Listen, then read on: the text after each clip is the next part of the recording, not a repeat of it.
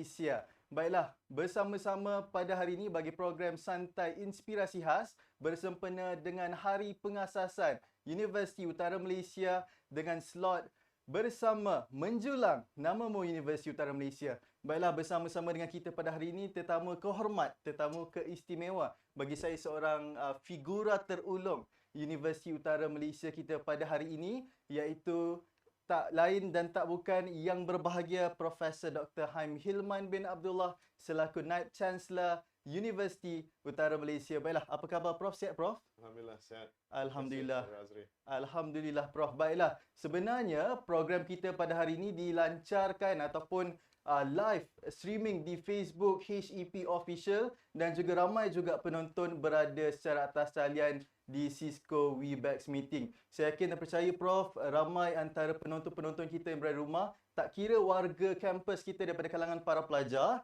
dan juga warga staf juga yang sangat-sangat teruja untuk program anjuran bahagian Pembangunan Pelajar Jabatan Hal Ehwal Pelajar pada pagi yang mulia ini. Baiklah Prof, saya yakin dan percaya ramai sebenarnya teruja untuk nak dengar ulasan amanat yang akan Prof sampaikan pada hari ini sampai 1 jam pada hari ini yang kita akan ada beberapa intipati soalan yang akan kita tanyakan kepada yang berbahagia Prof.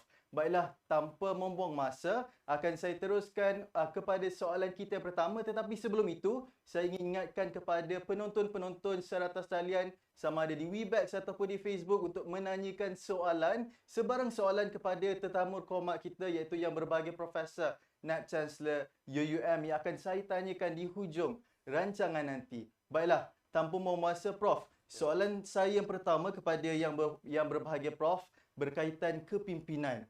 Umum kita semua sedia maklum bahawa uh, dalam keadaan yang semakin mencabar, kita sekarang ni dalam keadaan pandemik COVID-19 dan sebagainya, kita memerlukan ataupun universiti awam kita ataupun khususnya Universiti Utara Malaysia memerlukan seorang pemimpin ataupun teraju yang versatile. Jadi apa komen Prof apabila baru saja dilantik sebagai Naib Chancellor Universiti Utara Malaysia? Dipersilakan Prof. Terima kasih Saudara Azri. Orang muda yang saya cukup kagum. Ya. Seorang yang petah berbicara, yang saya harap UM akan lahirkan ramai seperti Saudara Azri. Terima kasih pertamanya kerana mengundang saya ke program ini. Dan berkaitan dengan soalan tadi tentang perlunya universiti mempunyai pemimpin yang versatile, saya amat bersetuju. Kalau kita ambil contoh bagaimana kepimpinan yang versatile ini bukan hari ini keperluan semasa sahaja, tetapi kalau kita lihat semenjak daripada zaman dahulu lagi, kalau kita ambil cerita atau kisah para sahabat, Sayyidina Umar Al-Khattab adalah seorang pemimpin yang versatile. Betul. Maksudnya dia bukan hanya seorang pemimpin yang hebat dari segi ketakwaannya kepada Allah SWT, tetapi dia juga adalah seorang pemimpin yang mana di malam hari ketika mana orang lain mungkin tidur lena, dia turun ke kampung-kampung di pinggir-pinggir bandar Madinah itu mencari-cari akan rakyatnya yang dalam kesusahan, yang ingin perlu dan terus dibantu. Dan di masa yang sama, dia adalah seorang pemimpin yang mengutamakan akan rakyatnya. Ataupun dalam konteks Universiti Utara Malaysia hari ini, saya dan rakan-rakan kepimpinan universiti memberi penekanan kepada kebajikan pelajar adalah keutamaan kami. Maksudnya dengan kata lain, kita berusaha sedaya mungkin untuk memastikan bahawa para pelajar kita akan mendapat pembelaan, bimbingan, kasih sayang yang sewajarnya daripada Universiti Utara Malaysia, membolehkan mereka mencapai potensi diri mereka sebenar. Kita juga ambil contoh bagaimana pemimpin dahulu yang boleh kita jadikan sebagai rujukan kita ialah kisah bagaimana Sayyidina Umar Abdul Aziz dengan anaknya Malik bin Umar ketika mana anaknya bertemu dengan ayahnya pada satu masa, anaknya ingin berbicara dengan ayahnya, maka bertanyalah Sayyidina Umar Abdul Aziz pada anaknya, "Wahai anakku Malik, apakah hasrat kamu bertemu dengan ayahanda?" Maka anaknya kata, "Wahai ayahanda, aku ingin bicara tentang keluarga kita." Maka ketika itu, Sayyidina Umar Abdul Aziz padamkan lilin yang sedang menerangi biliknya, dan dia telah mengeluarkan lilin daripada mejanya ataupun drawernya dan dinyalakannya. Dan lilin itu adalah lilin yang dibeli olehnya daripada duit gaji dia sebagai seorang khalifah. Apa yang saya ingin rumuskan di sini? Di sini adalah nak menunjukkan bahawa pemimpin hari ini bukan lagi pemimpin yang menggunakan kuasa dan kedudukannya untuk diri. Tetapi pemimpin yang versatile adalah pemimpin yang menggunakan kedudukannya untuk menolong seramai mungkin orang. Jadi dalam kata lain, dalam perkara ini kita ambil contoh-contoh baik ini, kepimpinan versatile ini adalah daripada satu sudut di mana Allah Ta'ala kekalkan cerita-cerita baik ini. Allah kekalkan cerita baik ini tak luput di telan zaman. Ya, beratus tahun, ribu tahun, tapi cerita-cerita baik ini terus kekal hingga hari ini untuk kita jadi rujukan, jadi panduan. Akhir kata, saya kata, versatility of a leader is very important in driving the strategic agenda of the institution. Dalam kes kita, pelajar kita dan juga pensyarah kita harus terus kita gambling bersama dan mereka merasa selesa dan dekat dengan pemimpin mereka. InsyaAllah. InsyaAllah. Saya rasa ulasan ataupun mesej yang disampaikan oleh yang berbahagia Prof sangat-sangat jelas kepada penonton di rumah dan juga di atas talian, insyaAllah. Saya yakin dan percaya pemimpin yang versatile itu yang dimaksudkan oleh Prof adalah pemimpin yang menanamkan prinsip khidmat kepada masyarakat ataupun komuniti sekitar. Dan saya yakin sebagai ahli majlis perwakilan pelajar juga, kami di MPP UM menanamkan sifat itu dan untuk berkhidmat kepada komuniti sekitar dan juga para pelajar, insya-Allah. Baiklah Prof, kita akan teruskan ke soalan yang kedua. Saya yakin dan percaya apabila Prof dilantik sebagai Naib Chancellor Universiti Utara Malaysia, Prof ada banyak sebenarnya perancangan masa panjang, inisiatif ataupun program-program yang ingin dilaksanakan daripada aspek pembaharuan. Jadi soalan saya, apakah sebenarnya pembaharuan dan perbezaan semenjak yang berbahagia Prof dilantik sebagai Naib Chancellor? Maksudnya, apakah inisiatif ataupun pembaharuan yang ingin Prof laksanakan? Okey. Terima kasih Saudara Azri. Soalan yang cukup baik. Dalam konteks kita hari ini, apa yang kita lakukan selama hari ini setelah 38 tahun telah membawa kita ke sini. Tetapi kalau kita ingin bicara dalam tempoh 12 tahun akan datang, kita akan berusia 50 tahun. Jadi untuk kita pergi ke hadapan, kita perlu mempersiapkan universiti kita dalam kerangka yang mana ianya mampu mendukung agenda-agenda strategi kita. Dengan kata lain, kita sedang dalam proses menstruktur, memperkemas dan memperkasa jabatan-jabatan maupun agensi-agensi ataupun PTJ-PTJ yang ada di bawah universiti kita. Dengan kata lain, kita akan pertamanya perkasakan all the PTJs ini, dan yang keduanya, kita akan memberi atau melihat kepada kita punya kualiti perkhidmatan. So ini menjadi satu perkara yang cukup saya berikan penekanannya kerana dalam konteks hari ini, contohnya kepada pelajar, saya ambil kepada pelajar. Contohnya, inasi saya telah meminta kepada TNC HEPA dan pengetua-pengetua TNC dan JPP dalam konteks kita ini, agar semua gelanggang-gelanggang sukan yang ada di Inasis perlu boleh berfungsi dengan baik. Perlu, kalau ada court badminton, mesti ada netnya. Malam hari, mesti ada lampu boleh pelajar-pelajar bermain.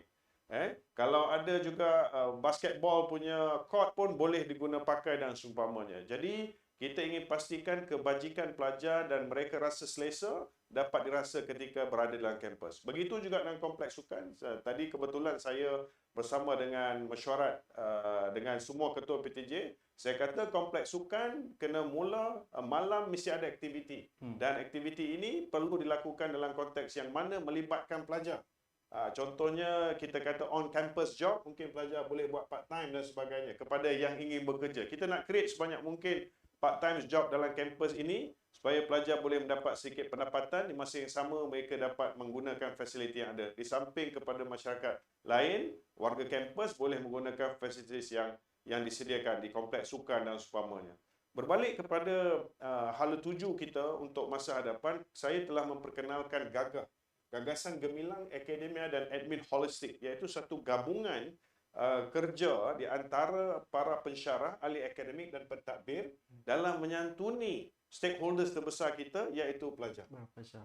Saya menyatakan dalam baru-baru ini di dalam amanat saya kepada para penjawat Universiti Utara Malaysia dan juga warga kampus, khususnya staf Universiti Utara Malaysia, saya mengatakan kasih dan sayangnya seorang pelajar itu kepada universiti ini bukan hanya terletak pada pensyarahnya saja. Betul. Kadang-kala seorang anak itu dia merasa cukup dekat dengan universiti ini kerana kebaikan, kelunakan, kasih sayang ditunjukkan oleh seorang abang atau pakcik maupun pangkat makcik atau kakak yang membantu dia di Inasis. Mungkin dia dalam keadaan kesusahan, dia tak tahu bagaimana nak buat urusan itu dan ini. Dia datang ke pejabat, dia minta tolong. Saya kata kita tolong dengan sepenuh hati sehingga dia merasakan dia tidak ada apa-apa. Siapalah dia pada dia, saya nyatakan ni, siapalah dia mungkin seorang pelajar biasa, tetapi dia disantuni sebaiknya.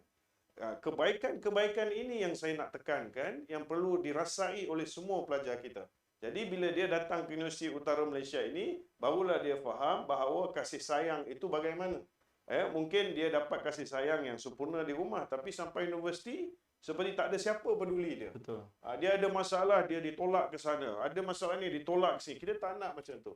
Kita nak universiti dengan kerjasama, pensyarah, pentadbir, MPP dan persatuan-persatuan pelajar dapat sama-sama menjaga kebajikan. Jadi saya memberi penekanan bahawa kebajikan para pelajar dan warga UM ini akan kita jadikan satu orang kata agenda utama kita. Malahan saya telah pun merancang untuk membuka klinik Naib Chancellor. Wow. Klinik Naib Chancellor ni mungkin satu benda barulah. Saya akan peruntukkan satu hari-hari tertentu insya-Allah yang mana baik pelajar maupun staf boleh datang jumpa saya direct. Cuma kadang-kadang kekangan masa itu mungkin memberi kesan kepada pertemuan ni, tapi pada dasarnya saya nak buka klinik Naib Chancellor ini untuk pelajar boleh walk in untuk menyatakan apakah yang sebenarnya dia perlukan perhatian segera. Contohnya. Jadi insya-Allah di samping itu kita akan perkasakan aspek pelaporan kepada permasalahan agar dapat ditangani segera. Insya-Allah. Insya-Allah. Sebenarnya banyak inisiatif yang Prof dah sampaikan dalam masa yang singkat, tetapi Prof dapat ulah dengan sangat-sangat baik. And I'm very looking forward for klinik Naib Chancellor insya-Allah kita dapat laksanakan. And saya harap inisiatif ataupun sebarang pembaharuan yang Prof yang berbahagia Prof laksanakan akan menjulang aspirasi pemerkasaan mahasiswa dan memartabatkan agenda universiti insya-Allah. Baiklah, kita akan teruskan soalan kita yang ketiga, tetapi sebelum itu ingin saya ingatkan ataupun war-warkan kepada anda yang berada di rumah yang menonton secara Facebook untuk kongsikan kepada rakan-rakan anda supaya kita punya views lebih ramai boleh dapat manfaat bersama-sama pada hari ini. Baiklah Prof, soalan kita yang ketiga sangat dekat di hati saya. Saya sebenarnya tertarik dengan tagline kita pada sesi kali ini, iaitu bersama menjulang bersama menjulang namamu Universiti Utara Malaysia. Jadi mungkin Prof boleh menceritakan apakah rahsia untuk Prof terapkan dalam tagline kita sampai kepada hari ini. Okay.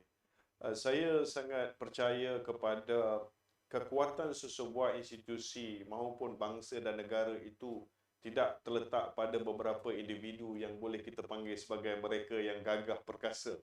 Kekuatan sebenar terletak pada kolektiviti kita. Betul.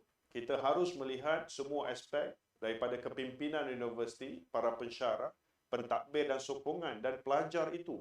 Semuanya adalah kekuatan kita. Kita boleh lihat bagaimana lemahnya sebatang lidi berbanding dengan seberkas lidi.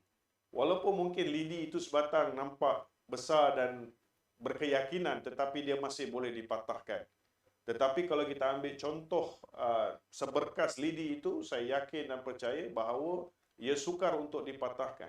Jadi dalam konteks kita nak pergi ke hadapan ini, dalam usaha kita untuk mengangkat universiti kita, menjulang nama universiti kita, contohnya macam MPP baru-baru ni kita telah lihat bagaimana kita telah engage dengan Leadership Summit melibatkan rakan-rakan daripada universiti luar. Saya harap MPP teruskan usaha begini. Teruskan usaha-usaha penglibatan MPP di peringkat serantau dan antarabangsa. Jangan kita rasa kerdil, kita rasa kita tidak kompetitif. Kalau apa kurang yang ada pada kita, kita usahakan untuk tambah baik. Dan dalam konteks ada juga rakan-rakan kita di kalangan pelajar kita mungkin berbakat dalam bidang-bidang contohnya seni suara, kemahiran-kemahiran skill-skill tertentu, kesukarelawanan dan banyak. Apa juga yang kita buat, kita mesti meletakkan sasaran ianya boleh diangkat ke tahap yang tertinggi. Sehingga akhirnya menjadi sebut-sebutan kepada orang akan apa yang kita lakukan. Jadi dalam konteks pelajaran juga sama. Kalau contohnya kita selalu dengar dan kita kongsikan berita-berita kejayaan pelajar-pelajar kita memenangi anugerah-anugerah di peringkat antarabangsa. Jadi saya harap perkara-perkara ini terus diangkat, digilap, dijulang agar dari sudut pelajar itu kita akan terus berkembang. Itu dalam konteks pelajar. Termasuklah persatuan-persatuan. Saya harap persatuan-persatuan kita akan membina jaringan-jaringannya di peringkat antarabangsa. Apa juga persatuan yang ada di universiti ini? Contohnya kalau MPP dengan MPP antarabangsa contohnya.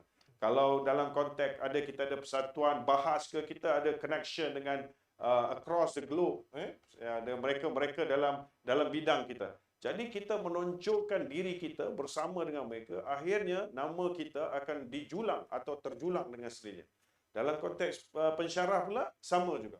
Maksudnya para pensyarah dalam pengajarannya, dalam penyelidikannya, penerbitannya, mereka harus berusaha untuk menghasilkan sesuatu itu sehingga yang ini saya katakan exceed people expectation. Ya. Kita jangan settle for average. Kita mungkin orang biasa. Orang lihat kita, orang kata kita biasa saja. Tetapi kita adalah orang yang luar biasa bila come to the commitment.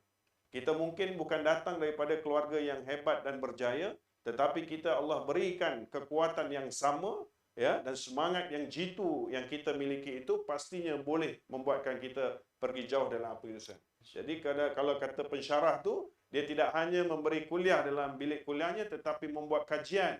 Dia masuk ke dalam masyarakat, dia bertemu masyarakat, dia lihat ada orang-orang susah di kampung-kampung yang bila dia lalulah, contohnya kita dari utara Malaysia nak balik ke Alustar ke mana ke, kita lihat rumah-rumah orang miskin, kita mesti rasa sedih. Sebagai orang yang Allah berikan kebijaksanaan, kepandaian, kita gagal untuk melakukan sesuatu. Jadi dekat sini apa yang saya nak lakukan ialah kita sebagai sebuah universiti akan bersama membangunkan ekonomi masyarakat, rakyat, pendidikan dan sebagainya yang akhirnya akan menyebabkan atau membawa orang akan menyatakan bahawa Universiti Utara Malaysia ini memang sebuah universiti yang hebat yang dapat mengubah nasib negara bangsa ini. Itu harapan kita. Dan dengan kata lain, akhirnya kita dapat menjulang nama Universiti Utara Malaysia ini. InsyaAllah, saya yakin harapan oleh yang berbagai Prof, tamu kehormat kita pada hari ini sangat-sangat tinggi supaya kita dapat menjulang nama universiti kita di persada dunia ataupun global, insya-Allah suatu hari nanti. Okey, baiklah, kita akan ke soalan yang keempat. Sebenarnya kalau tadi kita banyak bercakap tentang aspirasi sebagai Naib Chancellor berkaitan universiti, soalan nombor 4 ini akan saya sentuhkan berkaitan hal ehwal pelajar, sebab dekat sikit dengan hati saya. Bagaimanakah kualiti, soalannya bagaimanakah kualiti pelajar-pelajar ketika dulu berbanding ataupun comparisonnya dengan sekarang? Mungkin Prof boleh ceritakan pada zaman Prof dulu macam mana dan cabaran-cabaran ataupun kualiti pelajar pada sesi kali ini ataupun pada tahun-tahun ini. Dipersilakan Prof. Pada saya setiap era atau masa itu ada cabarannya tersendiri. Betul. Dengan kata lain, era dan cabaran yang saya lalui dan rakan-rakan ketika mana saya di usia tahun 90-an dahulu berbeza dengan era dan ataupun cabaran zaman ataupun ketika ini. Itu satu perkara. Dulu pun internet sangat limited. Tidak seperti hari ini. Kalau dulu saya masih ingat lagi di universiti, apabila profesor saya bagi saja silibus untuk particular course itu, kursus itu, kami ini yang mana tak ada duit ni akan berlari ke library untuk dapatkan buku yang disenaraikan. Betul. Jadi dia tidak samalah mungkin hari ini. Dulu boleh cari sekarang boleh cari di internet dengan banyak bahan ada di internet. Tapi dulu tak sebegitu. Jadi kita akan usaha dapatkan buku di library. Jadi library itu memang satu tempat yang sangat-sangat kritikal lah kepada pelajar pada zaman saya lah, pada kami di kampus dahulu. Tetapi balik kepada kualiti, as I said, keperluan pada masa itu telah mendorong kita untuk menghasilkan atau universiti menghasilkan pelajar yang mampu untuk memenuhi keperluan zamannya atau eranya. Bersama juga dalam konteks hari ini.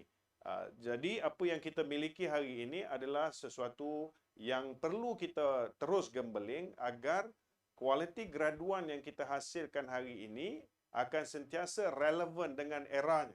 Kita tidak mahu melahirkan graduan yang outdated.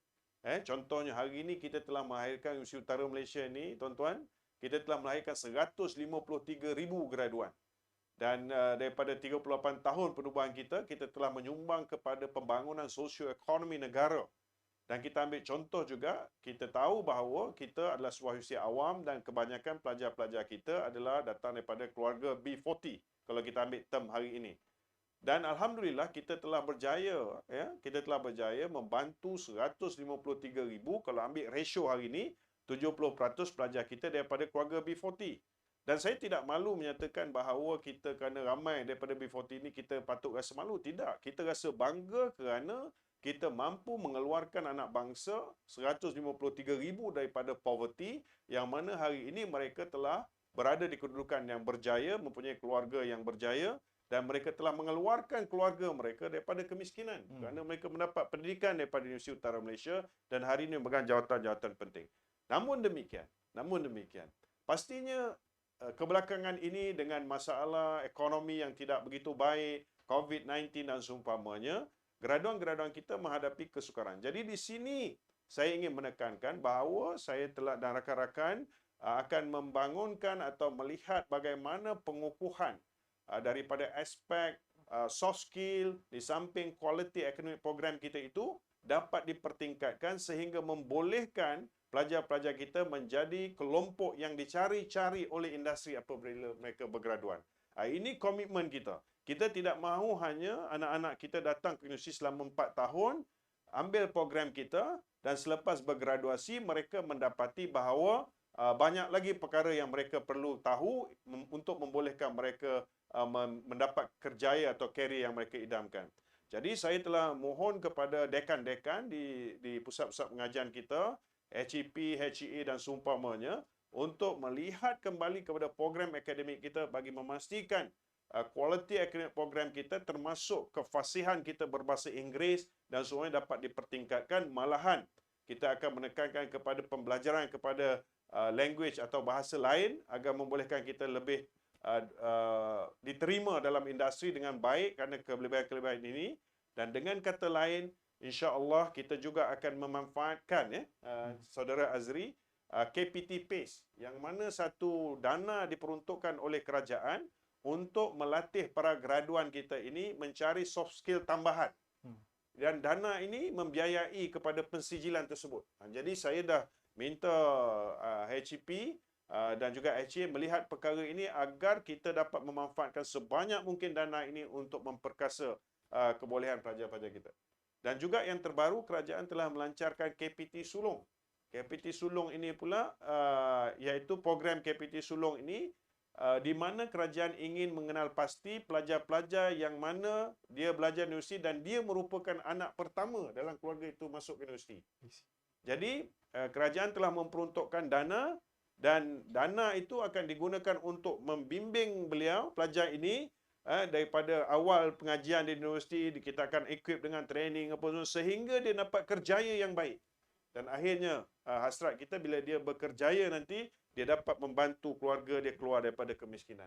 So KPT Sulong ini juga akan kita usahakan dan kita manfaatkan sebaik dana yang diperuntukkan oleh kerajaan, insya-Allah. InsyaAllah, sebenarnya banyak inisiatif daripada pihak kementerian sehinggalah ke peringkat pentadbiran universiti dalam melahirkan pelajar ataupun mahasiswa yang berkualiti. InsyaAllah ia akan memenuhi jawatan-jawatan utama ataupun posisi yang penting di dalam negara kita. InsyaAllah suatu hari nanti. Baiklah Prof, untuk soalan seterusnya, bersempena dengan hari pengasasan UUM kali ke-38 pada tahun ini, mungkin Prof boleh bagi sedikit nasihat bersempena dengan hari pengasasan kepada warga kampus kita Universiti Utara Malaysia. Dipersilakan Prof. Okey, terima kasih.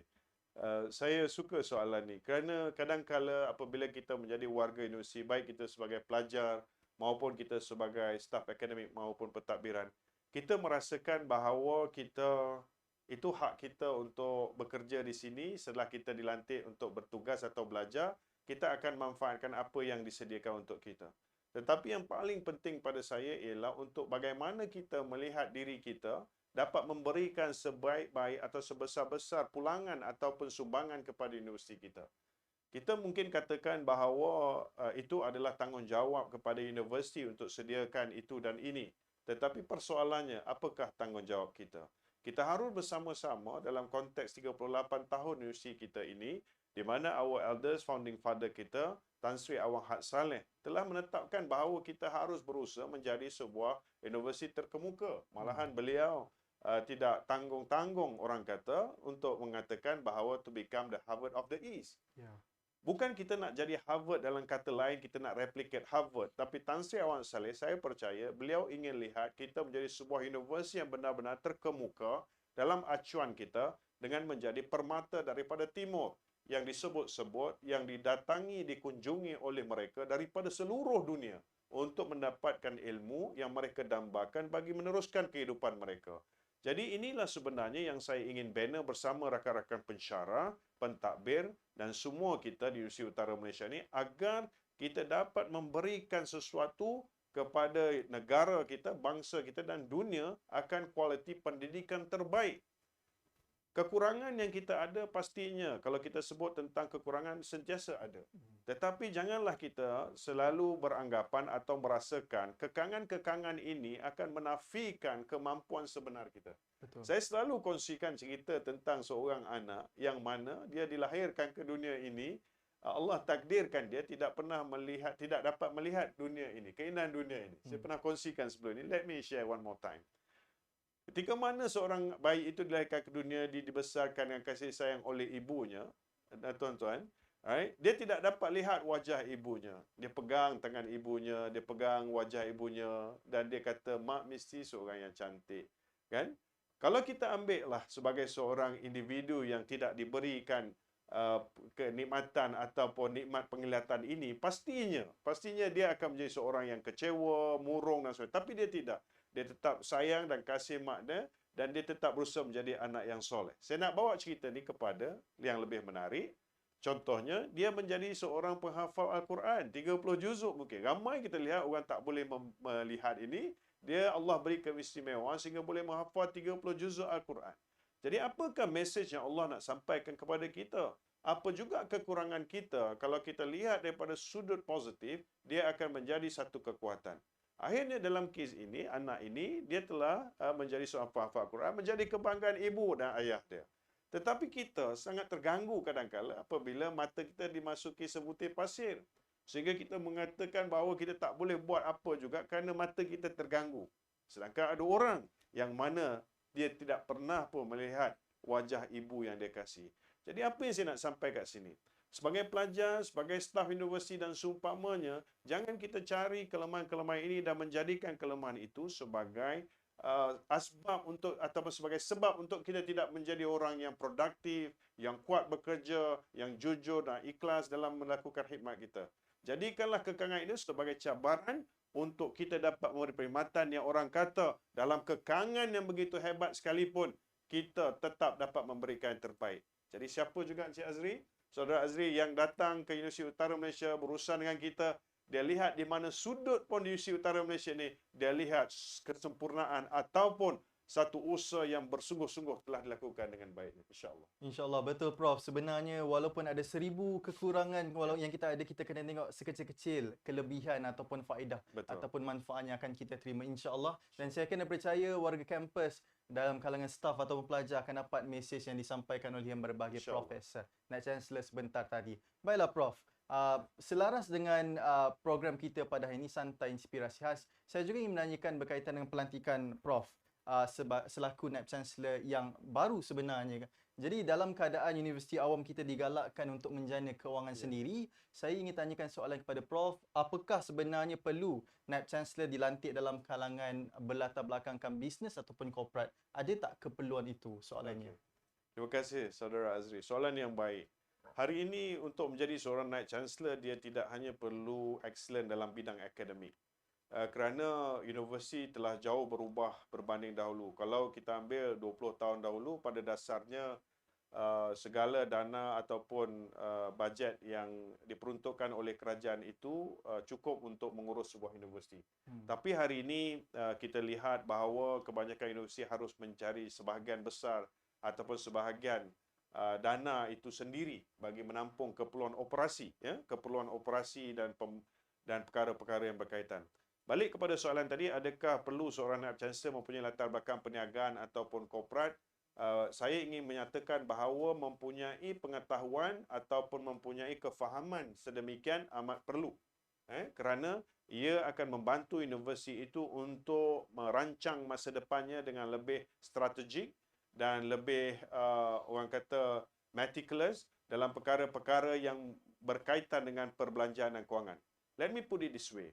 Kita harus berbelanja secara prudent ataupun berhemat bagi memastikan, sebab kita universiti awam ini adalah universiti rakyat, adalah public university yang mana kita dibiayai oleh rakyat.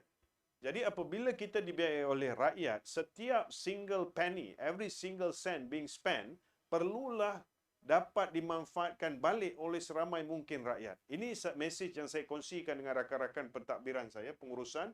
Saya kata kita tidak boleh sewenang-wenangnya berbelanja, kerana apabila kita berbelanja, ia harus dilihat apakah return on investment asas perbelanjaan ini kepada masses, khususnya pelajar dan rakyat dan negara amnya. Jadi balik kepada poin tadi, mempunyai latar belakang korporat ataupun mempunyai latar belakang perniagaan atau memahami apa itu perniagaan dan juga sektor swasta itu berjalan akan membantu Naib Chancellor dan juga pasukannya untuk merancang penjanaan atau wealth creation universitinya. Betul. Kita ada banyak sumber, kita ada program-program yang cukup banyak, kita ada lebih 100 academic program. Jadi soalan kita, bagaimana kita ingin memasarkan program-program kita? Dengan kata lain, kita harus tahu apabila kita develop satu academic program atau course itu, dia mestilah telah melalui kajian pasaran dan akhirnya apabila masuk pasaran, dia menjadi program ataupun program akademik yang dinantikan oleh masyarakat. Kalau kita ambil sektor swasta, apabila mereka melancarkan produk, kita ambillah contoh Maybank ataupun syarikat-syarikat Apple contohnya. Apabila mereka lancarkan Apple contohnya, lancarkan satu-satu model phone, sehingga orang berbaris menunggu. Jadi menunjukkan mereka telah melakukan kajian pasaran yang cukup baik sehingga produk mereka dinantikan oleh masyarakat. Betul. Jadi universiti ini dia tak boleh melihat apabila dia nak tawar program, dia tawar ikut apa dia rasa dia nak tawar. Dia mesti faham apa yang masyarakat perlukan.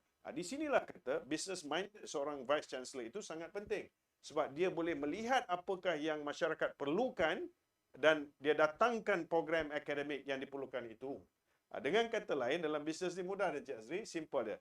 The bigger the problem of the people, the better profit you can generate. Ya, betul. Dengan kata lain lah, itu orang berniaga cakap macam tu. Jadi maksudnya, lagi besar masalah dalam masyarakat, baik dalam akademik programnya, mereka perlukan program itu, contohnya kos itu untuk belajar, maka lebih besarlah peluang UM khususnya untuk menarik mereka menjadi pelajar kita. Jadi dengan kata lain kita juga, kalau saya nak ambil contoh, kita ada banyak aset-aset, resources yang ada. Kampus kita ni cukup cantik. Jadi kita boleh monetize aset-aset kita ini dan sebaiknya dengan strategi-strategi yang bersesuaian. Di masa yang sama kita akan meningkatkan kecekapan operasi. Itu menjadi penekanan saya lah. Di mana kita pastikan pembaziran tidak berlaku. Kita akan make sure dan usahakan agar every single penny being spent wisely dan strategically. InsyaAllah. InsyaAllah, Prof. Dia macam konsep supply and demand. Yeah. We need to supply when we have the demand, so kita dapat memenuhi ruangan-ruangan masalah sekiranya berlaku di Betul. komunitas kita. Jadi, saya yakin dan percaya Universiti Utara Malaysia dapat melahirkan graduan yang berkualiti tinggi di persada dunia ataupun global, insya-Allah. Ya. Jadi, Prof, sebelum kita ke soalan yang terakhir bagi sesi kita yang pertama, saya ingin ingatkan sekali lagi kepada penonton yang berada secara atas talian, sama ada di Facebook Live ataupun di ruangan Webex yang bersama-sama dengan kita pada pagi ini, untuk sekiranya anda ada soalan kepada tetamu kehormat kita, boleh tanyakan soalan kerana saya akan tanyakan sebentar sahaja lagi di hujung rancangan ini. Baiklah, Prof. Ya. Soalan kita yang terakhir, insya-Allah, berkaitan harapan Prof terhadap Universiti Utara secara ringkas ataupun secara generalnya, harapan Prof terhadap Universiti Utara Malaysia selari ataupun bersempena dengan Hari Pengasasan Universiti Utara Malaysia. Dipersilakan, Prof. Terima kasih, Saudara Azri. Harapan saya yang pertama ialah saya berharap kita dapat membina universiti ini dengan kasih sayang. Saya suka guna perkataan kasih sayang ini kerana Nabi bina umat dengan kasih sayang. Dan kasih sayang Nabi merentasi agama dan bangsa. Jadi saya bawa nilai yang cukup universal ini di universiti ini agar siapa juga warga Universiti Utara Malaysia, baik staf maupun para pelajarnya dan semua stakeholders yang ada kepentingan di Universiti Utara Malaysia, mereka dapat merasakan bahawa universiti ini adalah universiti yang penuh dengan hormat, menghormati, nilai-nilai yang terpuji, nilai-nilai yang disenangi dan membuatkan siapa juga yang berurusan dengan kita, mereka merasa diri mereka disantuni dengan sebaik-baiknya. Itu harapan saya. Yang kedua, saya ingin melihat bahawa akademik program kita benar-benar menjadi pemangkin kepada kecemerlangan anak bangsa kita.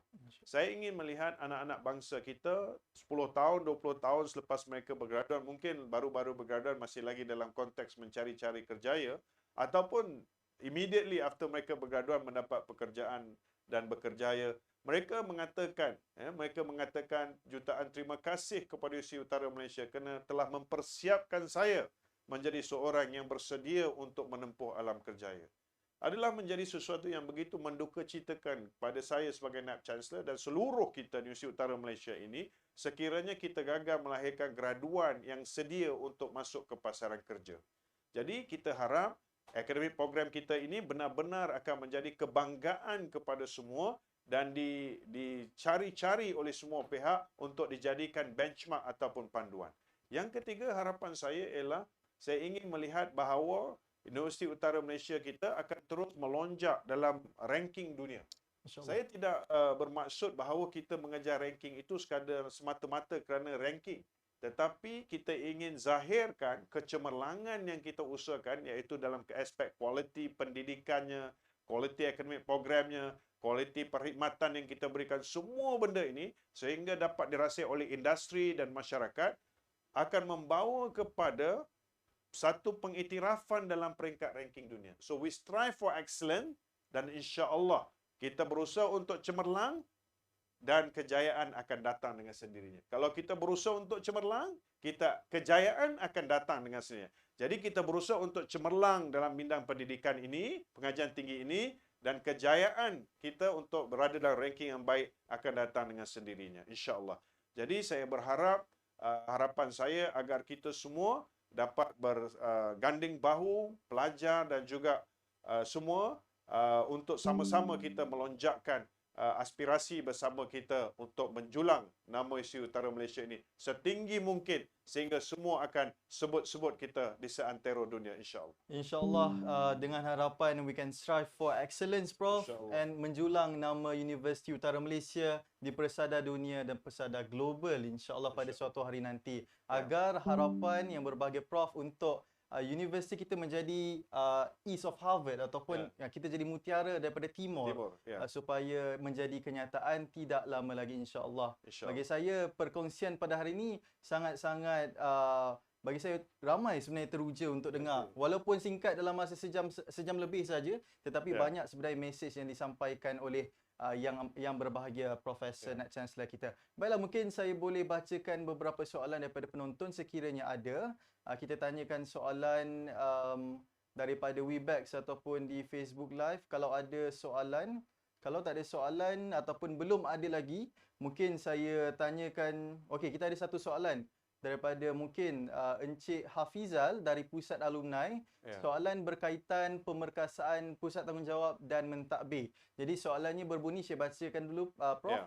Apakah pandangan Prof mengenai pendekatan pihak pentadbir utama UUM seperti pendaftar dalam melihat kemahiran-kemahiran yang ada pada staf? Contoh seperti Saudara Firdaus yang sedang menguruskan sesi ini, beliau mempunyai kemahiran yang beliau lakukan sekarang, tetapi kemahiran itu tiada dalam job description jawatan beliau dan itu agak sukar untuk beliau mendapat perjawatan tetap. Jadi apa pendapat Prof? Bagi saya soalan yang sangat menarik untuk Prof ulahkan sedikit. Dipersilakan Prof. Terima kasih Saudara Azri. Terima kasih kepada saudara yang bertanya, Saudara Hafizal. Saya bersetuju. Hari ini job description kita kadang-kadang sangat terikat dengan apa yang telah kita bukukan mungkin tahun-tahun yang lama dahulu.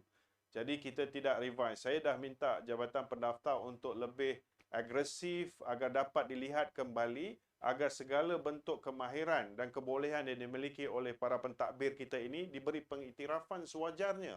Contohnya dalam mengendalikan program seperti ini. Of course, program seperti ini mungkin 10-20 tahun dahulu dikendalikan oleh satu unit khas, tetapi hari ini jabatan-jabatan tertentu boleh mengendalikannya dengan kemahiran yang mereka miliki sendiri di jabatan tersebut. Berbalik kepada keperluan tersebut, maka sebenarnya Universiti Utara Malaysia sedang dalam proses pemurnian penubuhan Akademi Kepimpinan dan Pentadbiran Universiti Utara Malaysia. Ini satu benda baru yang universiti akan bangunkan segera, yang mana kita tidak hanya lagi melihat pembangunan staf itu dalam sudut dia hadir ke kursus-kursus yang mungkin jangka pendek dan tidak bersasar ataupun bersifat ad hoc, tetapi kita akan bangunkan program-program pembangunan staf ini bersasar dengan sijil yang baik dan akhirnya para staf kita akan ada sijil-sijil eksekutif dalam program mereka yang boleh dijadikan asas untuk kenaikan pangkat mereka. Jadi ini antara yang kita akan usahakan segera. Kita dalam usaha dalam proses menubuhkan Akademi Kepimpinan dan Pentadbiran Universiti Utara Malaysia. Satu usaha yang saya rasa akan dapat membawa perubahan besar dalam konteks melihat kembali kepada daya saing dan competitiveness para penjawat Universiti Utara Malaysia ini, insya-Allah. InsyaAllah, saya yakin dan percaya staf ataupun penjawat awam di universiti kita banyak mempunyai kemahiran-kemahiran yang luar biasa. Jadi saya yakin dan percaya juga mereka akan melahirkan banyak program ataupun pemangkasaan mahasiswa yang berkualiti dalam suatu hari nanti, insyaAllah. Baiklah, mungkin kita akan ada soalan yang terakhir daripada penonton sekiranya ada daripada ruangan Webex kita. Kalau ada soalan boleh tanyakan di ruangan chat box. Jadi soalan yang terakhir daripada Dr. Muhammad Zulkarnain bin Ghazali, maafkan saya. Jadi soalannya, Assalamualaikum Yang Bahagia Prof, adakah pihak Universiti Utara Malaysia melalui anak syarikat akan ceburi bidang pembangunan hartanah, menaikkan taman-taman perumahan di sekitar Changlun ataupun di Kubang Pasu? Jadi jelas ke Prof soalan itu? Dipersilakan Prof. Terima kasih kepada Dr. Muhammad Zulkarnain atas pertanyaan. InsyaAllah, kita sebenarnya, saya pun baru saja dilantik menjadi Naib Chancellor dan saya pun telah buat beberapa engagement dengan pengurusan tertinggi anak syarikat kita.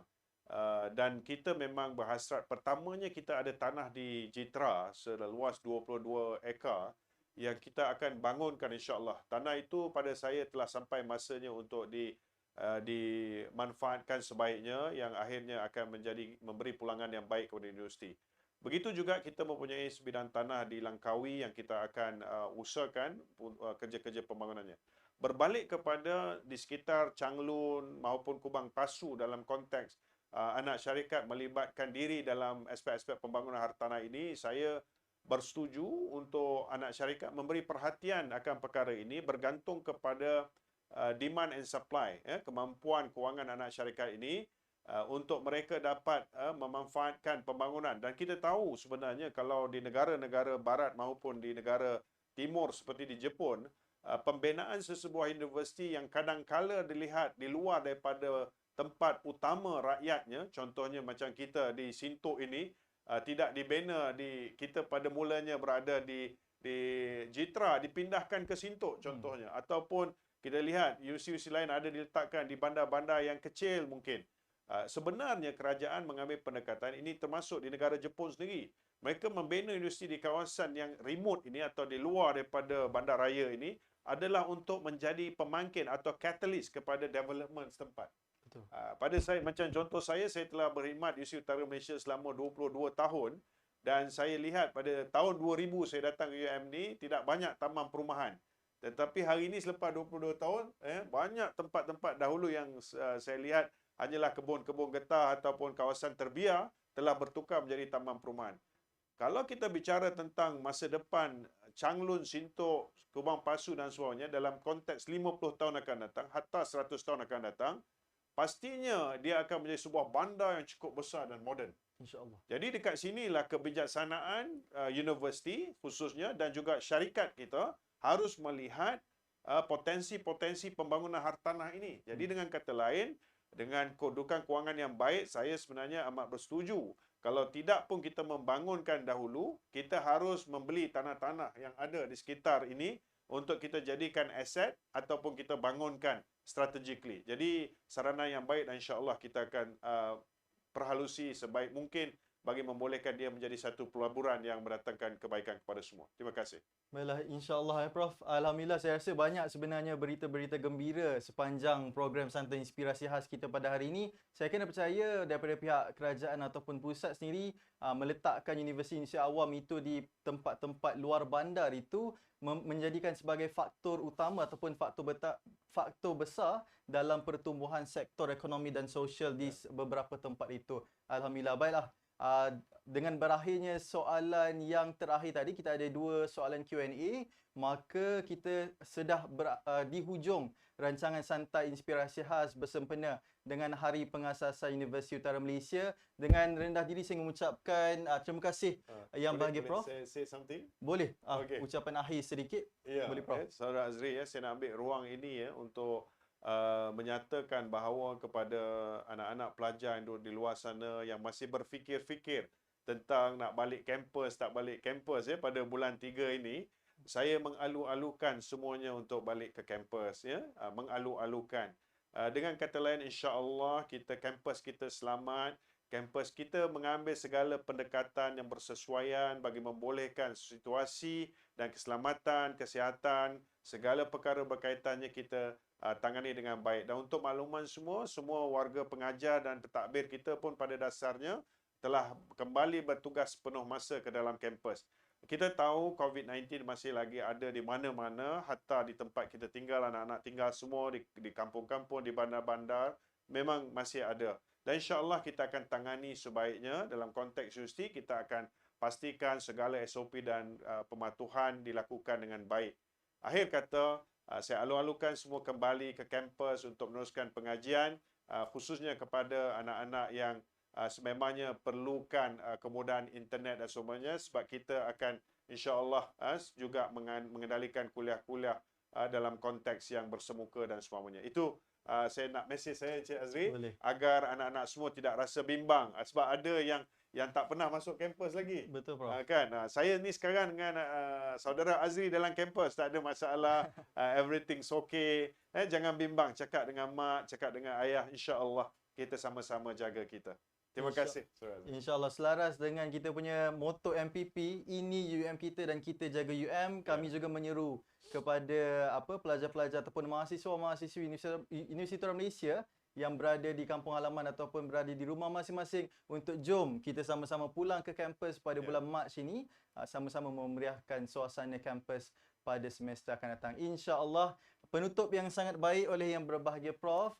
Saya juga sekali lagi ingin mengucapkan ribuan terima kasih di pihak penganjur bahagian pembangunan pelajar, Jabatan Hal Ehwal Pelajar, ingin mengucapkan terima kasih atas kehadiran dan juga komitmen Prof bagi program Santai Inspirasi bersempena dengan Hari Pengasasan UUM bagi slot bersama menjulang namamu Universiti Utara Malaysia. InsyaAllah kalau ada masa, ada rezeki dapat kita bersua kembali bersama yang berbahagia Profesor Naib Chancellor Universiti Utara Malaysia dan juga bersama saya hos anda pada hari ini, Muhammad Azri bin Mizra pada hari ini. Baiklah, dengan itu wabillahi taufiq wal hidayah. Wassalamualaikum warahmatullahi wabarakatuh. Assalamualaikum.